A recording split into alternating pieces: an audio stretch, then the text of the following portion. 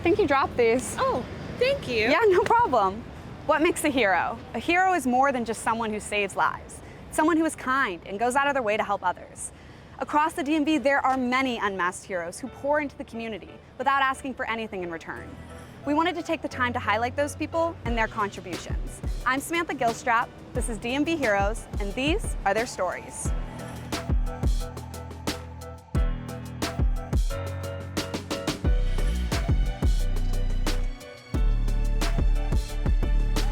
This week's DMV Heroes are Chris Blackwood, co-founder and executive director of Grassroots Comedy, and Dana Flightman, founder of the You Belong on Stage incubator program. Grassroots is a nonprofit that puts on comedy shows for a cause, and as part of its programming, it hosts an incubator program specifically for women and non-binary folks who are looking to get into the male-dominated space of stand-up comedy. So I'd love to know more about how you first got into comedy. Like, what interested you about comedy? Sure, I have a memory when I was in kindergarten. I was on the playground, and up until that point, I had been a troublesome little kid. I had ADHD. I would run around. I would be a menace. I would like knock down other kids' block towers. I was pretty much always in trouble. And I think it was because I wanted the attention. And I remember this moment on the playground where I said or did something that made everyone laugh. And for the first time ever, it was like everyone was paying attention to me, but I wasn't in trouble for the first time. And I was like, oh, I like this. Let me do that again. And then I did it again, and I became like the silly kid. The class clown, almost. Kind of, yeah, in a lot of ways. And it just kind of became part of my identity, you know, just being like the funny guy. So how did that translate into actually performing? Like, did you perform when you were in high school, or when did you start getting on stage to do comedy? First time I ever actually got on a stage to do comedy, it was, I think, 2007. There was a bar that I used to go to every Wednesday because it was happy hour, and they had an open mic. And so many people on this open mic, performers, were just so bad. And I thought to myself, you know what, I could be one of these bad people. I got on stage, and I remember just saying things that I was saying at the time that were just making my friends laugh. And it worked. People laughed. Shaving my head, not for political reasons. No, just started balding right after Obama left office. I guess that now translates into a career of comedy. I know you're with Grassroots. Can you explain a little bit more about what Grassroots is and its mission? Yeah, absolutely. So Grassroots Comedy is a nonprofit that sits at the intersection of comedy and advocacy. So we use comedy as a tool to educate, engage, involve the public on various causes that are in need. The things that we support through Grassroots, these are not fun issues to talk about, right? I don't know of anyone who's like really excited to talk about school shootings and gun violence prevention, or to talk about abortion rights and the current state of affairs in this country. These are not fun and sexy things to talk about, but if they are packaged in a joke, even if it's a joke that even tangentially touches on a subject, that's an entry point. We got our start in late 2016. There was a national election that we all hoped was a dream, and then it wasn't. And we were like, there's not enough Xanax to go around to cope with this. What do we do? And we were like, let's do what we know, comedy. So we had a big comedy show for Planned Parenthood just a few weeks before the big 2017 Women's March. And we sold the show out, 200 tickets in 24 hours. And we solved women's rights forever. Thank you. Thank you so much. I have not paid attention to the news since then, but I assume everything is fine. Is there any advice you would give to a new performer, someone looking to get into comedy? Yes. First of all, don't be scared of having the set not go the way that you want it to. Bombing, or even just not having the best set, doesn't need to be a full bomb. It doesn't feel good, but it is a gift. I would genuinely say that. It's a gift because that's how you learn, that's how you get better. So the advice I would give is to just recognize that it is a process, and to just focus on the process. So I'm getting a vibe about this audience. Is anyone here to see like a friend? Okay, so on the count of 3, I want you to tell me who you're here to see, okay? 1, 2, 3. Cool, they're my favorite student. Everyone else was kind of but like they were good. So can you tell me what the incubator program is and what its mission? Yeah, so the stand-up comedy incubator for women and non-binary folks is intended to get people who have never tried comedy before all the way up to being 1 year, going to mics and things like that, and to kind of create a space for them to get started. And so it's a class, and so we do some lecture kind of stuff, but it's mostly really a workshop. And so I'm really lucky because we have so many wonderful women and non-binary comics here in the DMV. And so we bring them in as guest instructors, and so the comedians get feedback, they get to connect with other new comics, and they also get to connect with other more experienced comics in the space who might run shows, etc., and get their guidance. And so the idea is that you're leaving with a strong set, that you are leaving with friends you can keep doing comedy with and go out to mics, as well as a good video of you doing comedy, a comedy bio, and connections to some more experienced folks. Now, at the time, he really insisted on doing long distance and staying together. I had some reservations. And at the time, I didn't know why he insisted on doing long distance so badly. But now that I think about it, I think he wanted to explore new parts of our relationship. Like what it would feel like to try phone sex for the first time, or argue on FaceTime, or cheat on me. Just for fun. But before the cheating, well, during the cheating, but before I found out about it, I went to visit him because his right hand was getting tired. From all the texting. The girl he told me not to worry about.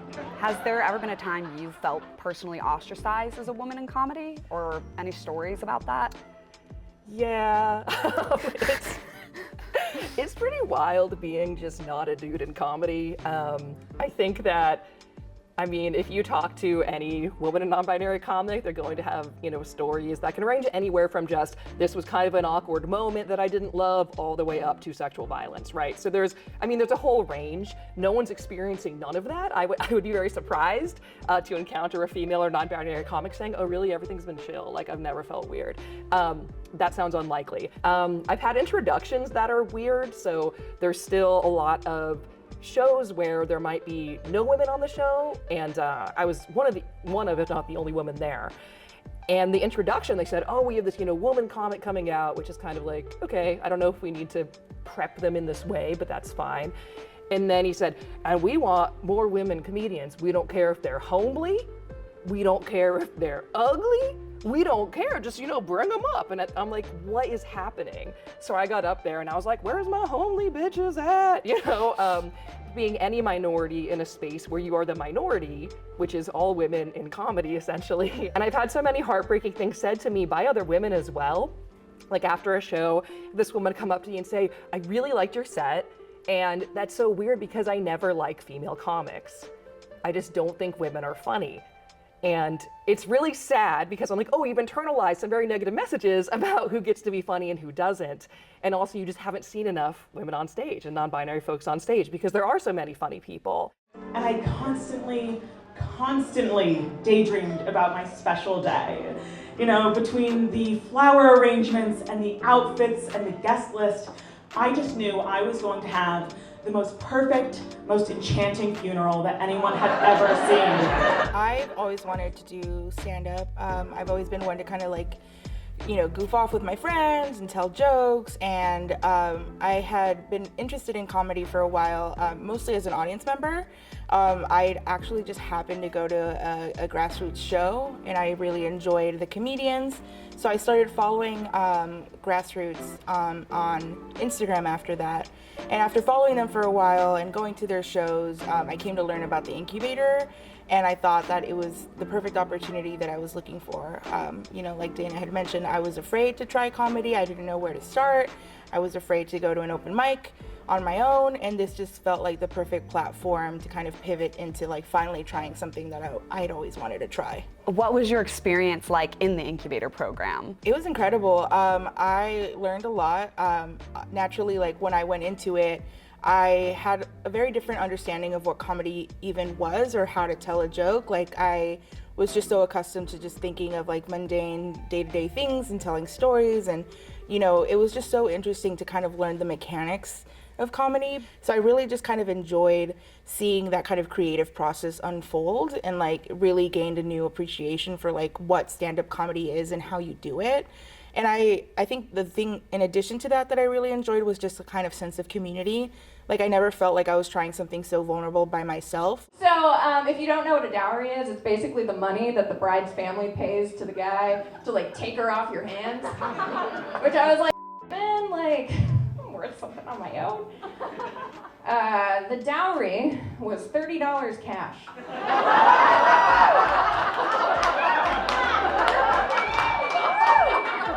You can't do for $30.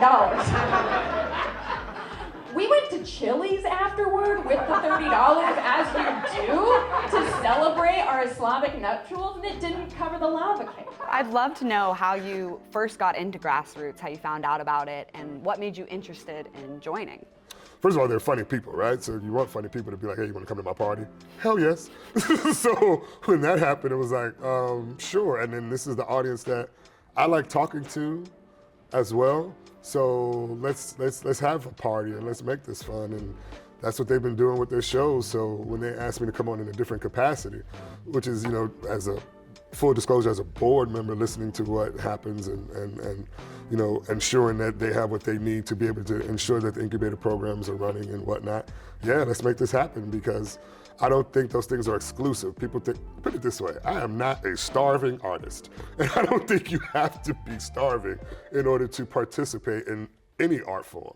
I think a full belly has a lot to say too. Hi everyone, I'm Katya, and one thing you all need to know about me is that I am autistic. Yeah, okay, give it up for autism in here. Keep it going, yeah. Great, happy Autism Awareness Month, everybody. You better be aware of me.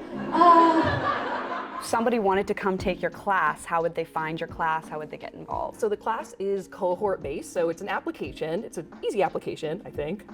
But you have to send in a video, and you could have never been on stage before. So it could be you telling a story or something like that, just to get a sense of somebody's sensibility and kind of their whole vibe, right? And so you would go to grassrootscomedy.org, and you can also follow us on Instagram. When the applications are open, send that in. You can also nominate a friend, fill out an application, we review it, we choose 10 folks, and so the idea is that it's a small group because we want people to connect and make friends, and also to have time to give the depth of feedback that we want. Lastly, I'd like to know, what do you see for the future of the incubator program? How do you see it progressing? It will take over the world. Yeah, I think, I like to remind the people in the class there are funny men too, and like, it's okay for them to be on stage sometimes, but I'd love to see the program grow, to see it grow beyond me. So we're so lucky because we bring in guest instructors that are talented comedians from diverse perspectives. And so certainly I'm not like the teacher of the program, but I coordinate a lot of it. And so I want to make sure, and right now we brought in 2 folks who are TAs, who are graduates of the program. So they also help the new comedians. And so I'd love to see them take more of a leadership role and to see it grow. And so it can continue beyond me, to be able to continue that workshopping and have kind of now you're welcome in this sort of alumni workshop space could be really cool. So I'd love to see it grow in that direction as well. All right, so real quick, I'm just trying to test the crowd. Can you make some noise if you've ever gone to therapy? Very nice. If you didn't clap, you're the problem. And how do you think you can get more minority people and people of other to join into comedy? What would you say to them to inspire them to come into the space where they may not necessarily feel accepted right away, and how they could maybe feel more comfortable getting on stage when they don't look like everybody else? If you are upset by the incubator program, create an incubator program, and talk to Grassroots about what you are upset about in order to say, hey, maybe my perspective This is how I would like to share my perspective. Because again, anger is a very powerful tool, right? Malcolm X was angry, Martin Luther King was angry, Rosa Parks, so on and so forth, Harriet Tubman. And yet, through their anger, the world has moved forward. So it can be a fuel that motivates you. Now, what I would say to that individual who's coming to the stage, don't let that define you.